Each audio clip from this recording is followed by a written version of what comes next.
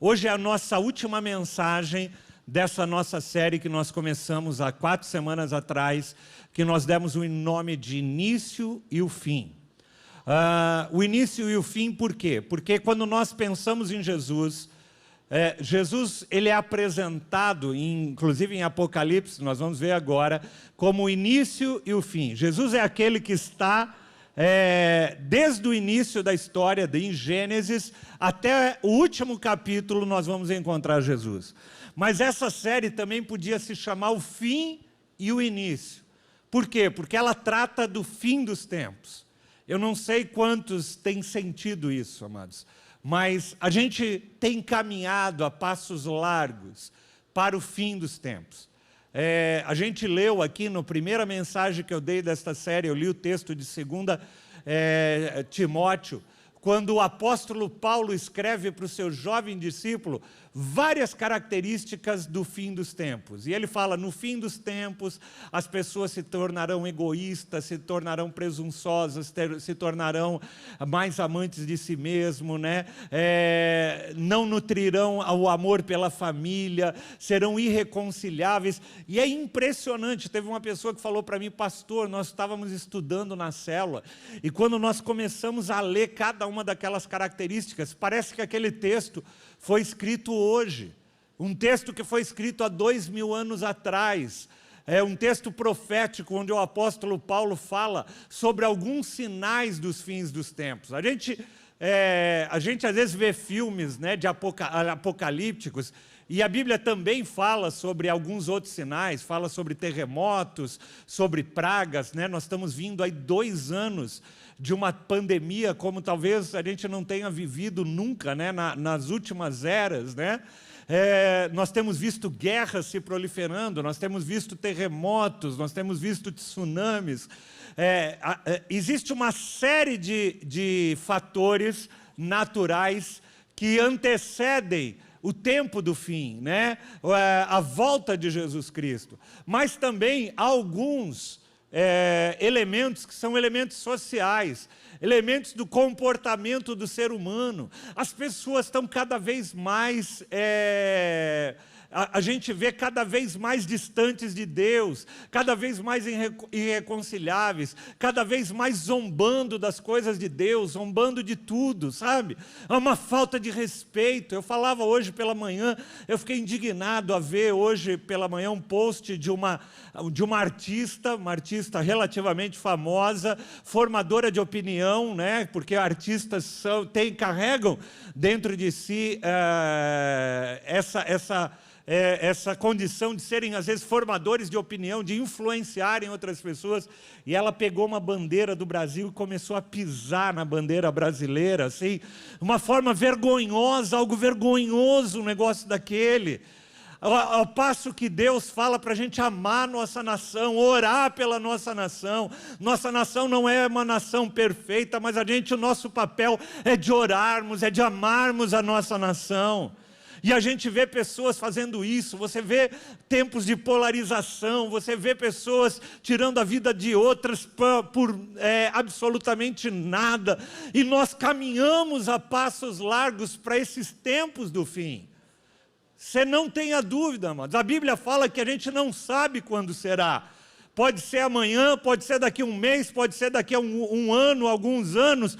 Mas uma coisa é certa, nós caminhamos para esse tempo dos fins, para esse tempo onde Jesus há de voltar. A Bíblia fala sobre a primeira vinda de Jesus, quando Jesus vem em forma de homem, né?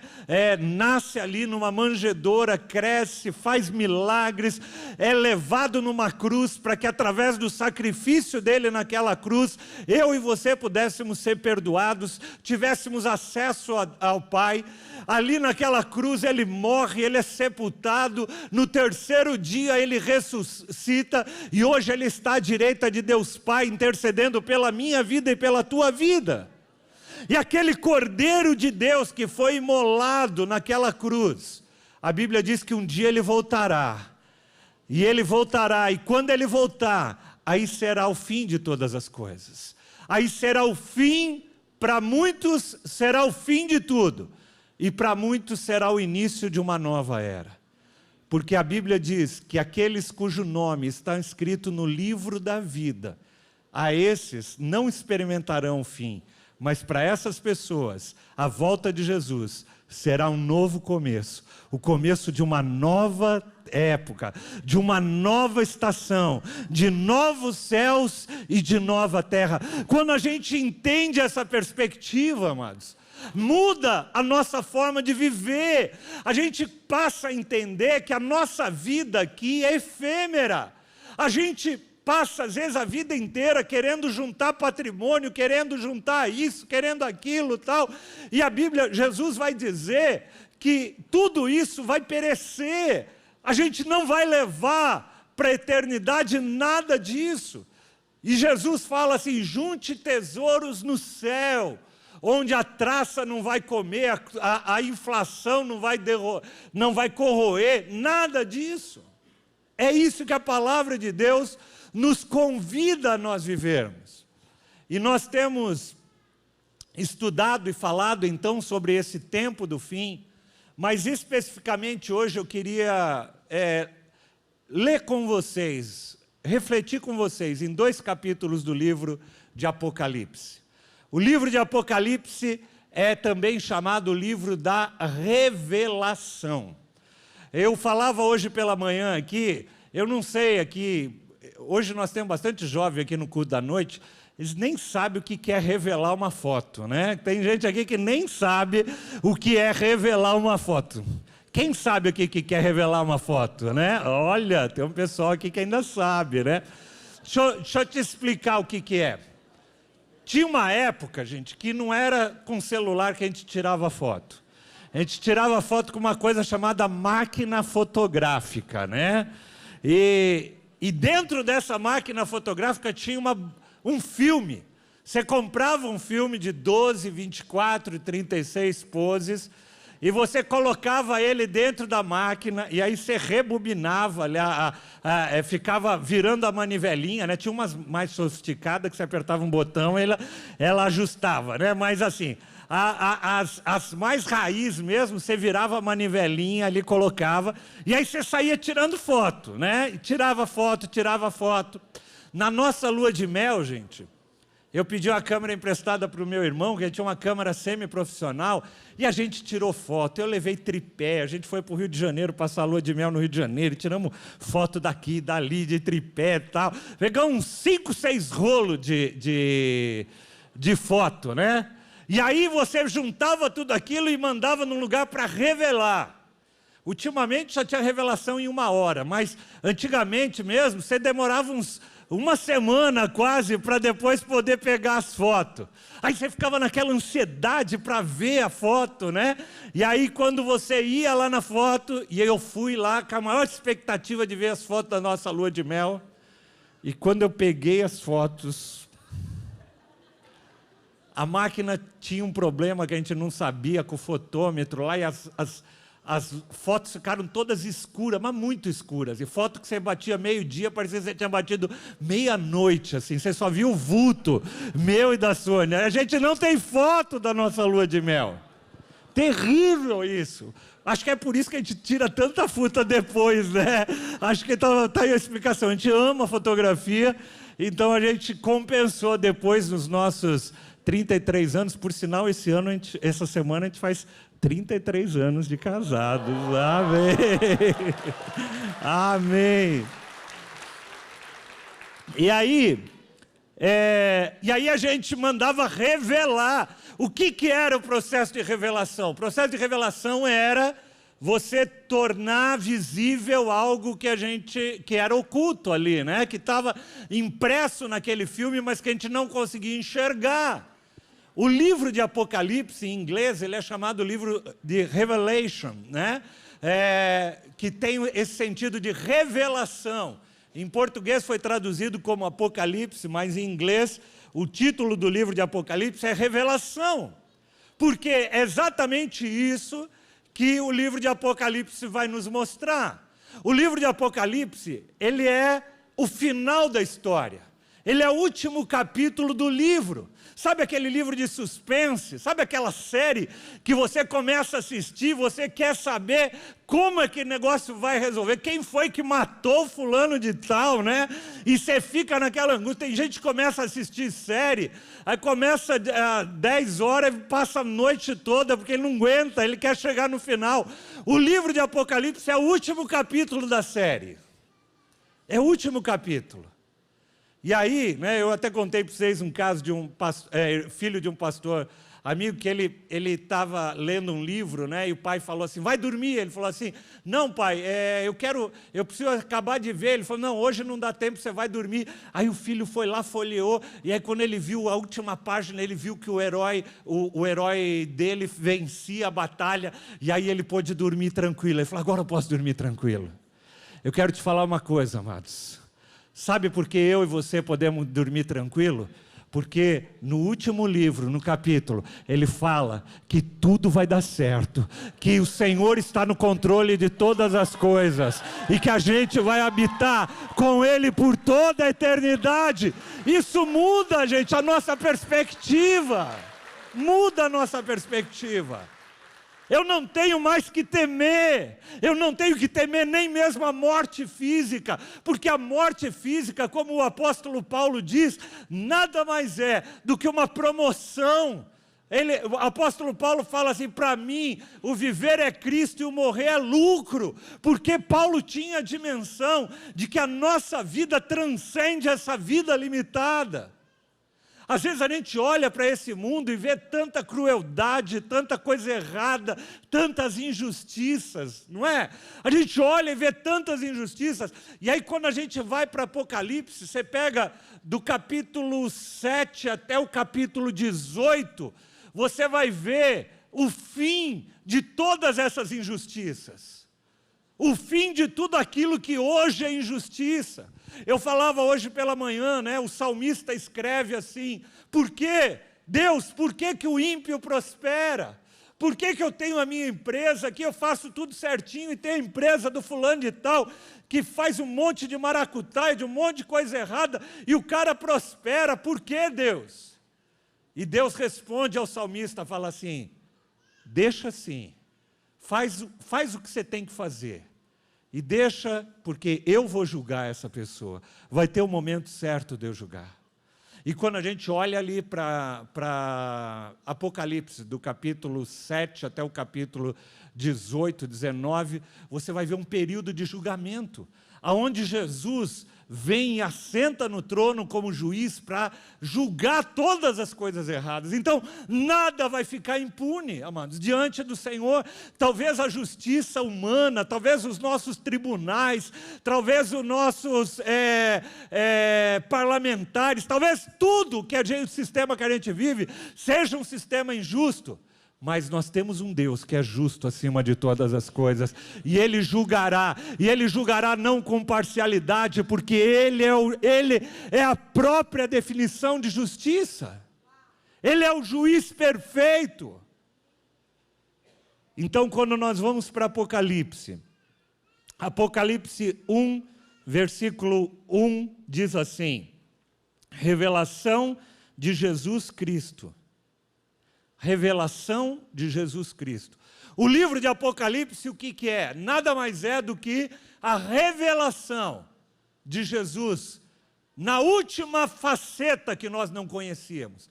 Nós conhecíamos talvez Jesus como Cordeiro, nós conhecíamos Jesus como Filho de Deus que veio ao mundo, mas o livro de Apocalipse vai nos mostrar Jesus na sua plenitude, naquilo tudo, vai nos apresentar um Jesus que é um juiz, que é o início e o fim, que é o alfa e o ômega. Quando a Bíblia vai nos falar em Apocalipse que Jesus é o alfa e o ômega, o alfa é a primeira letra do alfabeto grego, o ômega é a última letra, a mesma coisa que está falando assim, Jesus é o A e o Z, Ele é o começo e Ele é o fim, tudo está contido nele, e por Ele todas as coisas foram feitas. Jesus, Ele é o clímax de toda a criação. Por isso que eu comentava hoje pela manhã, amados. Infelizmente, a gente vê um cristianismo nos dias de hoje desprovido de Jesus. As pessoas, às vezes você pergunta assim, por que você está indo na igreja? Ah, eu estou indo na igreja porque é legal, sabe, lá tem um pessoal legal, é muito jóia, a gente se reúne e tal, a gente vai até num lugar chamado Célula, depois tem um sanduíche, tem umas pizzas lá, tem uns irmãos que gostam, né, é pizza, sanduíche, coxinha, tal, e aí eu falo, eu gosto muito, lá é um ambiente bom para os meus filhos, sabe? Não, tudo isso é legal, mas não é esse o cerne. Se não tivesse comida, se não tivesse amizade, se não tivesse nada, na igreja do Senhor é onde eu me encontro com Jesus Cristo, que é aquele que pagou um alto preço pela minha vida, perdoou os meus pecados, para que hoje eu pudesse ser livre e tivesse vida, e vida em abundância. É isso. A igreja não é um clube social. Embora seja muito bom a gente ter, mas por que a gente está aqui? A gente vem todo domingo porque a gente quer adorar esse Deus que fez uma obra maravilhosa na nossa vida, que nos resgatou. Era para nós estarmos mortos nos pecados, mas o Senhor pagou um alto preço para me resgatar, a minha vida, a tua vida, para a gente estar aqui. É por isso que nós estamos aqui. É por isso que nós queremos louvar o Senhor, é por isso que nós queremos adorar, é por isso que a gente quer compartilhar isso com a vida de outras pessoas que não vivem isso. Então o livro de Apocalipse é um livro que revela Jesus Cristo. Ele é um livro cheio de simbolismos, você vai ver lá figura de taça, de trombeta, de besta, de mar de cristal. Você vai ver um monte de coisa e fala, meu Deus, que coisa difícil. E eu quero que você entenda o que passou no coração de João, quando João escreve o livro de Apocalipse. Você já viu alguma coisa, algum sonho? Acho que todos nós já tivemos um sonho, daquele sonho meio maluco, né?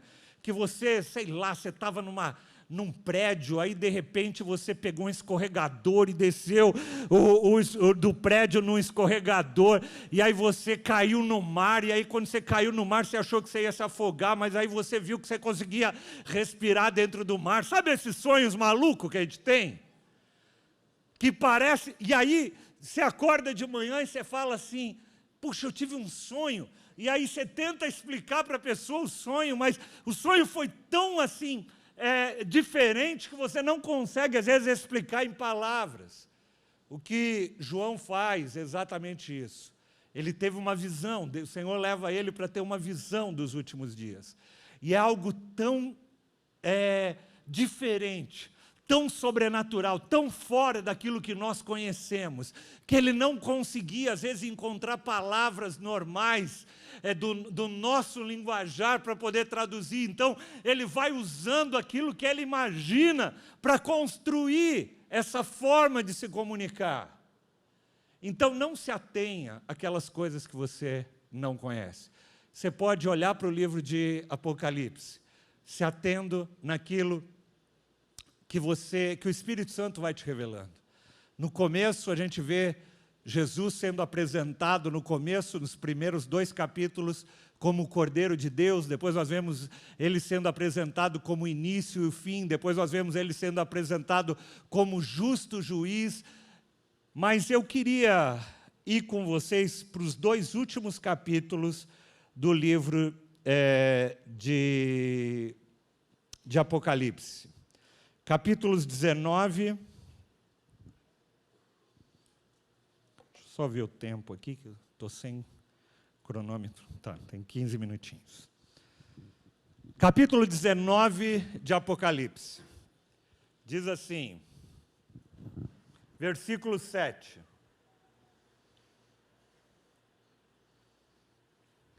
Regozijemo-nos. Regozijemo-nos é um sinônimo de vamos fazer uma festança, gente. Né? Regozijemo-nos é sinônimo de gente, vamos fazer uma festa, vamos nos alegrar e dar-lhe glória, porque chegou o casamento do Cordeiro e da sua noiva já se aprontou. Vamos para uma grande festa. E nessa grande festa nós temos aprendido ao longo desse mês que nós somos a noiva. Pastor, eu noiva, né? Os homens aí falando, a noiva no sentido da igreja do Senhor. A igreja do Senhor é a noiva de Cristo, que espera pela vinda do noivo. E eu acho interessante, gente, essa figura de linguagem, esse recurso que a Bíblia nos mostra, essa metáfora que a Bíblia nos mostra para mostrar esse relacionamento de Deus conosco. Porque, gente, você quer um exemplo melhor de relacionamento de amor do que um casamento, né? Eu estou casado vamos fazer 33 anos, gente, que eu escolhi essa mulher para viver com ela, né? Por todos os dias da nossa vida. A simbolismo do casamento, gente, é algo tremendo. É no casamento, é com o teu cônjuge que você tem a maior intimidade da tua vida. É com o teu cônjuge que você constrói aquilo de mais precioso que você tem na tua vida. E Deus usa essa linguagem, essa figura de linguagem. Deus não quer alguém para passar o tempo. Deus não quer achar alguém para ficar, né? Tem um termo aí, pessoal jovem, esse termo não usava na minha época, mas tem gente que gosta de ficar por um tempo, né? Não, Jesus não quer ninguém para ficar, Ele não quer uma noiva para ficar, Ele quer uma noiva para casar. Amém? Ele quer vir e te receber e buscar a sua noiva para passar toda a eternidade com ela. Ele quer passar a eternidade toda comigo e com você. E é isso que nós vamos experimentar. E diz o texto: regozijemo-nos e vamos dar glória, pois chegou a hora do casamento do Cordeiro e a noiva já está pronta. Versículo 11, ele diz assim: eu vi os céus abertos, e diante de mim havia um cavalo branco, cujo cavaleiro se chama Fiel e Verdadeiro. Ele julga e guerreia com justiça. Esse é o nosso Deus. Nos evangelhos a gente vê Jesus entrando em Jerusalém montado num jumentinho. Mas naquele grande dia, nós vamos ver Jesus montado num cavalo branco. E com ele virá em poder e glória em toda a vitória. É essa a promessa do Senhor. Não é mais num jumentinho. E aí o texto continua, e ele diz assim: no seu manto e em sua coxa está escrito: Rei dos Reis e Senhor dos Senhores. É esse o Deus, é esse o noivo que vem buscar a sua noiva. E aí a gente continua e vai para o capítulo 20. Eu não vou passar todos, ou melhor, capítulo 21. Ele diz assim no versículo 1 do capítulo 21. Então eu vi novos céus e nova terra, pois o primeiro céu e a primeira terra tinham passado. Eu vi uma cidade santa, a Nova Jerusalém, que descia dos céus da parte de Deus, preparada como uma noiva adornada para o seu marido. E nesse novo céu e nova terra, o texto diz: Ele enxugará dos seus olhos toda a lágrima. Nos novos céus, na nova terra, não haverá mais lágrimas. Não haverá mais morte, ele continua. Nem tristeza e nem choro. Nem dor, pois a antiga ordem já passou. Ai, Senhor, nós ansiamos, Senhor, por esse novo lugar. Esse local onde não vai ter mais lágrimas. E eu tenho certeza que todos aqui têm alguma história de lágrima, talvez na sua vida. Mas o que o Senhor está falando é: quando o noivo vier, não vai ter mais lágrimas nos teus olhos.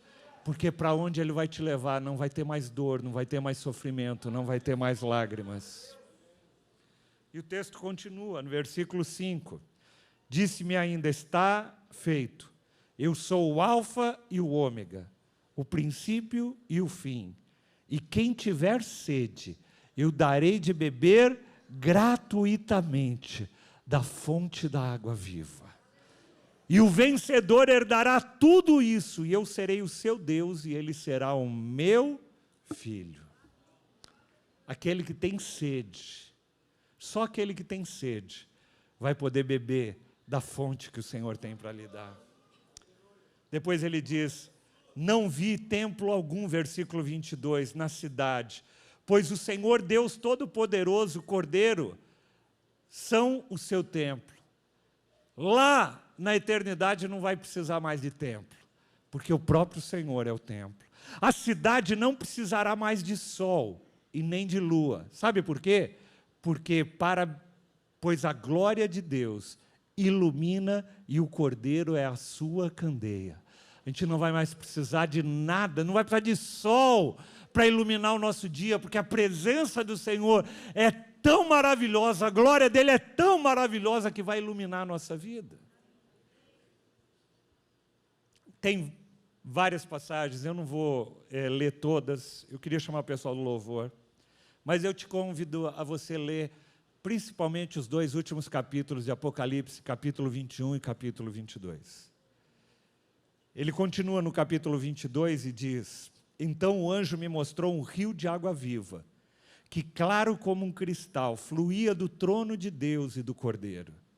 E no meio da rua principal da cidade, de cada lado do rio, estava a árvore da vida, que frutifica 12 vezes por ano, uma por cada mês. E as folhas dessas árvores servem como cura das nações. Já não haverá mais maldição nenhuma. O trono de Deus e do Cordeiro estará na cidade, e os seus servos a servirão. O Senhor está nos mostrando uma cena, amados, da nova Jerusalém, dos novos céus e da nova terra. Aquele local que está preparado e separado para aqueles que um dia tiveram as suas lamparinas acesas e tiveram seu nome escrito no livro da vida. Nós estamos terminando essa série. E eu queria que você guardasse uma coisa. Jesus está voltando. Pode ter certeza. Não sei quando, mas Jesus está voltando. Viva cada dia como se Jesus estivesse voltando agora. Viva uma vida de santidade, viva uma vida de integridade, viva uma vida de oração, viva uma vida de adoração, porque se Jesus voltar a qualquer momento, Ele vai te encontrar preparado para esse grande dia. E você vai experimentar um novo céu, uma nova terra, uma vida que transcende aquilo que nós vivemos aqui. Quando nós compreendemos, gente, essa dimensão, como eu disse, muda a nossa perspectiva aqui, muda o nosso senso de urgência, porque não sou só eu que quero conhecer esse novo céu e na nova terra, mas o chamado de Deus é que eu leve outras pessoas também a conhecerem um novo céu e uma nova terra. E o texto de Apocalipse 22 diz que do trono do Senhor nasce uma fonte. E essa fonte vai descendo, né? E a gente vai ver isso, correlações disso no livro de Isaías, a gente vai ver correlações disso no livro de Jeremias, falando sobre Ezequiel, desse rio que vem descendo. E ele, à medida que ele vem descendo, ele vai trazendo cura sobre as suas margens. É esse rio que nasce no trono de Deus, que vem sobre nós, vem nos curando do nosso pecado, do nosso egoísmo.